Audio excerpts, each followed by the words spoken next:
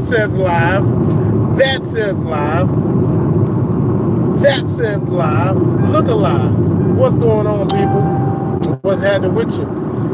None other than in the building is the boss man, boss hog, living large, the big pig in the building, D-W. And I done got off work early, and I done snuck out on these fools. I hope this don't get me in trouble, and if it do, oh damn well. So,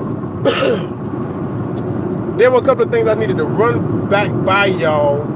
I started something like a little, I call it my own little mini-series, because really the shit is a mini-series when you go from the start of where it all began to where it is now. But primarily, instead of it being more about me, it just happened to touch on a lot of stuff when it comes to single parenthood, early parenthood, you know, dysfunctional couples that try to get together and kids come up in the midst of that. I had all of that, and, you know, I don't mind sharing it. I'm not ashamed of it.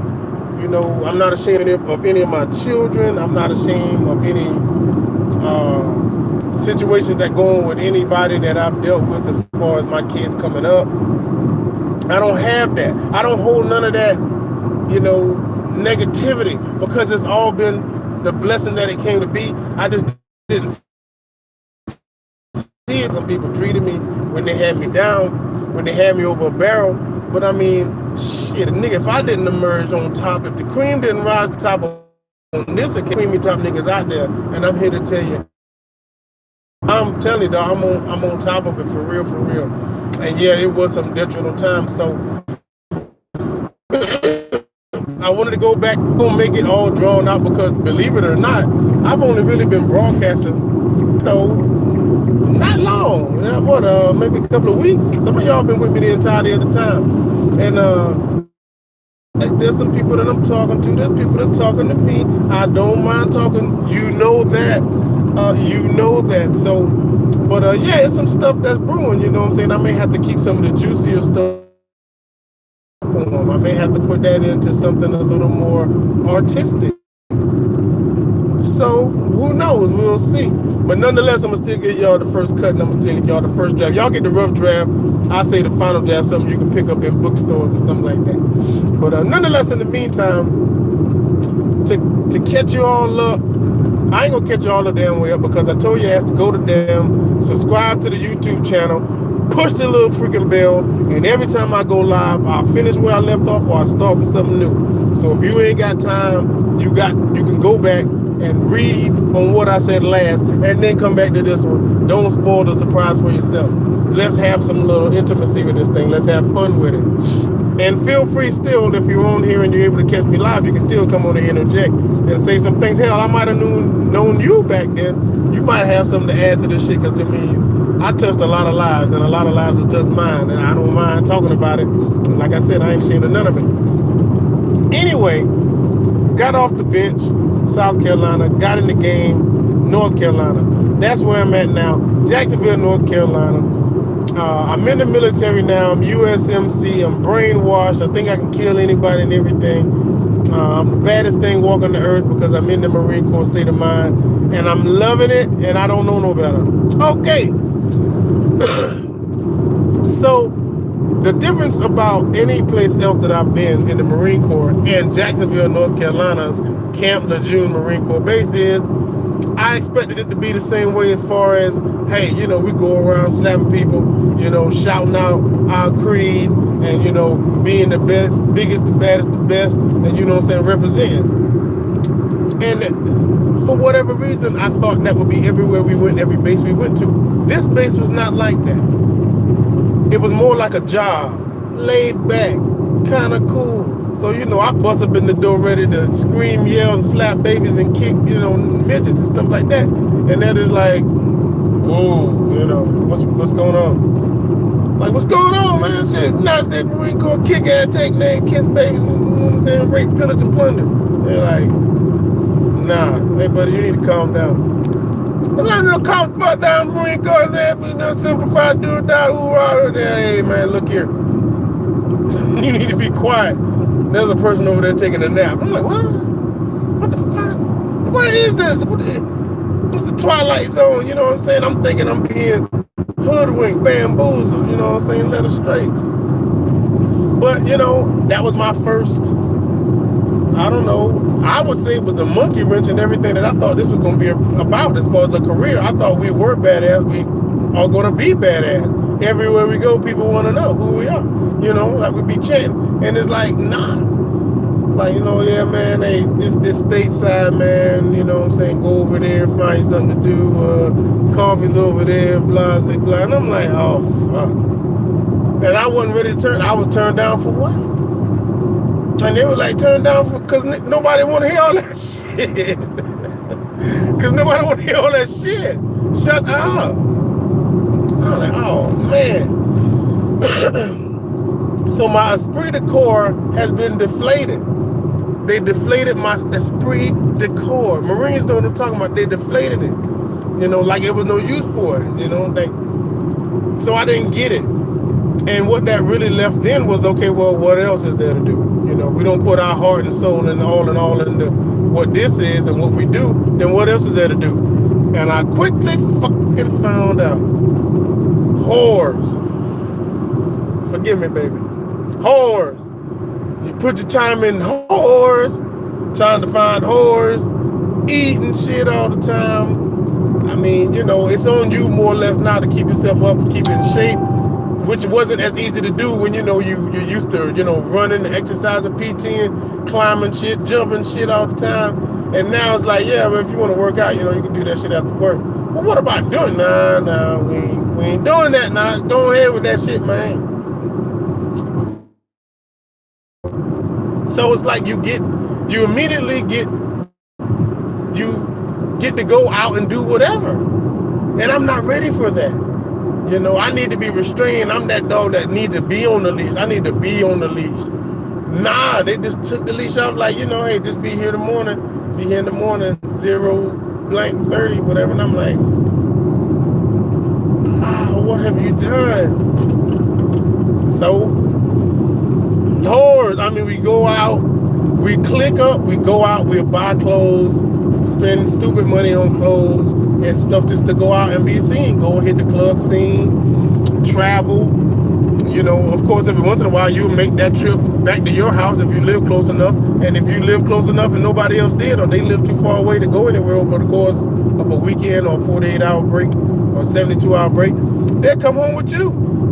So shit, next thing you know, I done got tricked into some stupid deal for a car. The car is not only terrible and suck, it's too small. But I packed up niggas in it. We would head out to my house in South Carolina, or it's one state over, but it's from the farthest corner to the other farthest corner. Late all the time coming back. It was a disaster. North Carolina was killing me, dog. North Carolina, Camden June was killing me. Not making no real name for myself, losing all of my intensity. And, you know, like I said, just getting into this stupid acts, you know, just in town locally, and then hell, if we could take our dumb act on the road, we'd take it on the road and travel. Inevitably, we decided, all right, all this back and forth and going places ain't gonna work, because all we do is get back late and get in trouble anyway. So we started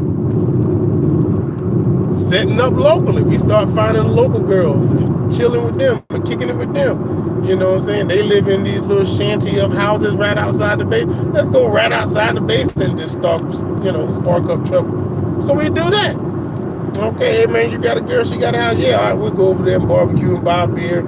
You know what I'm saying? Shoot pool, play cards. You know what I'm saying? She know how to cook? No. Teach the bitch how to cook.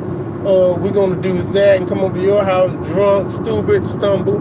Then when we got to get back on base, we may be late, but we won't be as late. This is how we have no thought process. This the United States Marines, I'm trying to tell you, dog. We keep you safe. We keep you safe. We keep you safe. But we ain't going to do shit else in the meantime. It's best if there's a fight to fight, because we can damn sure do that. Other than that, boy, we out fucking up something. So here we are in town every weekend after work now. Hey man, we come out of the house right after work, you know what I'm saying? Now we got beer on the regular. liquor on the regular, fun on the regular, groups clicking up. So now we getting thicker. Our groups are getting thicker of people. You know what I'm saying? We got like I ain't gonna call it a gang, but just like we like to call it a family because hell, we did all know each other. We did care about each other. We had each other's back. So we were thick in the way that we had a thick gathering of people that were in one unit area together all the time. Okay. So I have a woman, you know, I think I started.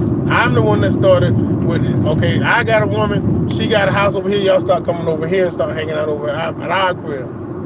How I met this woman, I went to a club. I went to the club with somebody else, going to meet somebody. This guy met this girl had a friend. This friend had no one, and I had no one. I wasn't looking for no one. I don't know if she was or not. Long story short, I screwed her that night. We had a kid. So let's fast forward now because these intricate parts gonna have to go into another, form of media, maybe a book, maybe a radio show. I don't know. Anyway, that night, smash, score. So anyway, now me, I'm an old-fashioned kind of guy, traditional kind of guy. So I didn't have no means of making this anything more than what it was. But since it happened, it seemed to be cool with her. We continued to do that on occasion. Now, the thing was, I didn't know how we were going to continue to see each other. Come to find out, she was crafty enough to get on base. She could get on base. How the hell you get on base? I don't know. You got a guest at the front. Come downstairs. Lo and behold, here's the young lady you smashed at the park by the tree. Oh, well, she's back now. Okay, well, hey. Anyway, I'm thinking she's just real crafty, not thinking this could be an intricate plot or plan. This could be something pre-planned, premeditated. I don't know that. I'm not thinking that. So all I'm saying is, well, I ain't got nothing else to do, and I wouldn't mind busting off one. So, like I said, I got to fast forward now, because the good parts are going to have to go into another form of medium. So, now this is becoming a regular thing. And being young and dumb at that point, I'm like, okay, yeah, I'm just lucky enough that somebody is taking the time to get in on base and accommodate me, even though I did not call, text, or page her. But I'm not thinking there's anything behind that. I'm thinking, hey, I got that golden rod and reel, I just throw the line out and fish jump in the boat.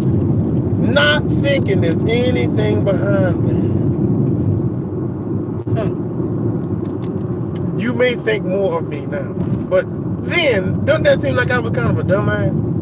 Like I didn't think there was a reason that I was being pursued and the access was that easy to get to me? Shouldn't there have been like some procedures, some forms? You got to come and sign this motherfucker? No. Somehow or another, this lady could get in on base and come to where you live and basically knock on your door if she found out where you stay. And I'm like,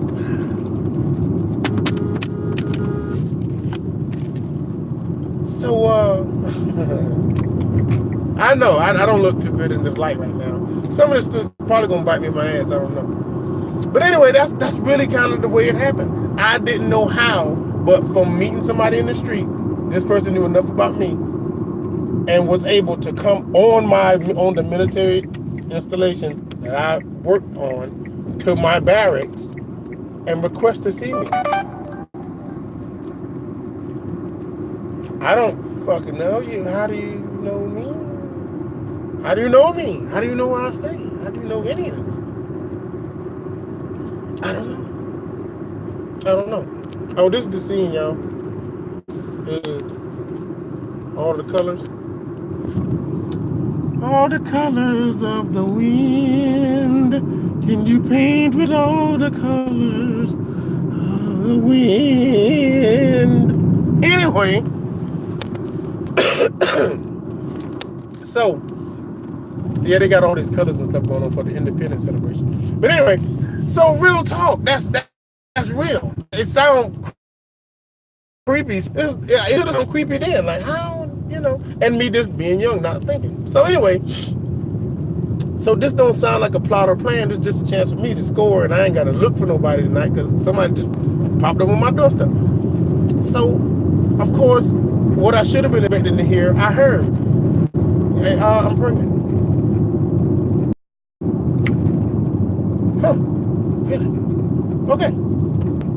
Now, however this is going to play out, I got to do what I got to do because being in the military, they're going to obligate you to do the right thing anyway, or at least to whatever degree the military is not obligated, being that you are married and have to take care of a child, or you're not married and have to take care of a child. The child is yours and proving it yours, blah, blah, blah, blah. So I'm not ducking and dodging that now because I'm doing nothing in the form of safety to protect myself. So it's like, all right, well, it's good. It's all whatever. And at that time, my parents are still in South Carolina. My mom, she's still working, trying to make ends meet. My dad, veteran, he has his check coming in. I'm still helping these guys out. And, my dad is old, you know what I'm saying? He married in at 53. So I'm happy at the fact that his grandson.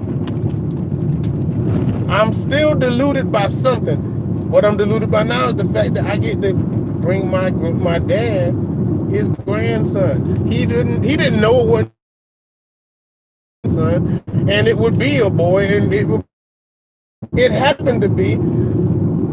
Yeah, I'm looking at that as just being wonderful. I'm still not thinking about any plot, any scheme, any gimmick, or anything like that on this woman's behalf, who I'm now having a baby by, whatever. I ain't thinking about that. I'm thinking about my dad gets to see his grandson. That's beautiful, isn't it? I'm such a fucking dummy. I'm such a fucking dummy. So anyway, a lot of juicy stuff in there. Please stay tuned for all the details that's gonna come with that I can't disclose right now because no one's paying for this. As of now, though, hey, here I am, a young father on a very, very sketchy Marine Corps income. I have gained no rank, and I'm thinking about getting out because I'm not seeing this as what I thought it would be. And then now I got a son. So now, of course, I want him. I want to get all into that. I want to indulge in that, in a son. You know what I mean? And for whatever reason, and it's not dawned on me yet, what the fuck am I going to do with this lady? I have no idea. I'm such a freaking idiot. You know what I'm saying? And I am... What the fuck are you going to do? Oh, my gosh. And I am in the Marine Corps. The reason why most men are in the Marine Corps, because you're in the best shape physically and in the worst shape mentally. And I had no idea what I was going to do in this scenario. But this son is going to make me get my shit together. And I'm going to have to figure out something to do with raising him and getting him on point to where he is pimp tight, sharp, you know what I'm saying, firing on all cylinders. I got to give him the game. I got to give him this gift of gab I got. I got to show this guy. He's got to come up and be a G. He has to. How can he not? How can he not? So, I still have this car that sucks. I don't know what I'm going to do with the woman who's going to have this kid because I don't really know her, more or less to say I do or do not like her. But this son is mine, and I'm not letting go of him. I don't care what I got to do. And this is my mindset right there. And all the while I'm trying to, hut 1, hut 2, hut 3 in this half-assed Marine Corps, new Marine Corps that just wants you to come in and work and damn near punch a clock. And I'm like, dude, I got to be able to do something better than that. I gotta be able to do something better than that. So now I start talking to the lady that's having my baby. And she's got plans. As if she didn't have them before. She has plans. Her plans are to get out of this place and go off and do some job in the form of cosmetology or something, and make a way for herself. And she's good at that. And we can do that together with this son that you're gonna name after you, aren't you? Name him after me. Yes, I'm gonna name him after me. So, bitch. I'm all the way, all the way roped in now. I'm all the way roped in now, just at the thought of having a son named after myself. Now I don't care what this lady's name is. I don't care who she is. I don't care what her plots or plans are. I don't care what she's trying to do to me or she thinks she's doing to me, because she's done all she can really do for me. She's bearing my son. That makes her a priority. And it's a pretty important one too. If she never was one, she about to feel like one. Because until that kid's born, you got to straighten up and fly right, sister. I don't know how many times you done attempted this, but you have succeeded this time. And my son will be born. And he will be great. And whatever kind of relationship you and I are going to have, we might as well make it official. So, what do you do?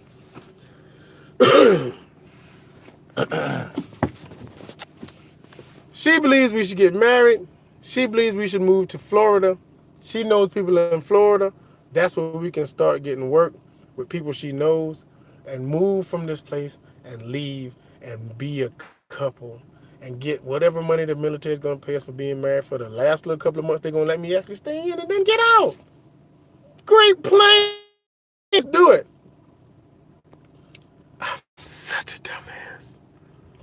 I am the dumbest ass. Oh, man. Anyway, that's what happened. This car is not paid for. We're leaving in it and moving from Jacksonville, North Carolina to Jacksonville, Florida. Jacksonville, Florida. Duval, the bang'em where they hang 'em, is about to meet the BOSS of it all. And somehow or another, we're going to all have to get along. Jacksonville going to have to get along with me, or Jacksonville going to have to feel the wrath. Because here I am now, and I'm coming with all my head focused on finding a way to take care of this kid and this lady. I don't know. Her people stay there. I don't know nobody there. And we're going to see what happens. Not the best idea, right? Not the best idea at all. Not a very well put together plan. Not a very well put together plan. So, my son is born. His name is Desi. His name is Desi Lee White III. We call him Trey. He was a real Trey. We called him Trey. One thing you don't think about when you're having a kid, out of all the things you're thinking about, is what do you have to do? Because you don't think to learn or read. Well, some people do. I didn't. But a lot of people don't. You don't think to learn or read or take some kind of prerequisite courses or, get some kind of studying or something. Like, talk to somebody. How do you become a parent? Having the kid makes you a parent, but how are you actually an effective parent? How?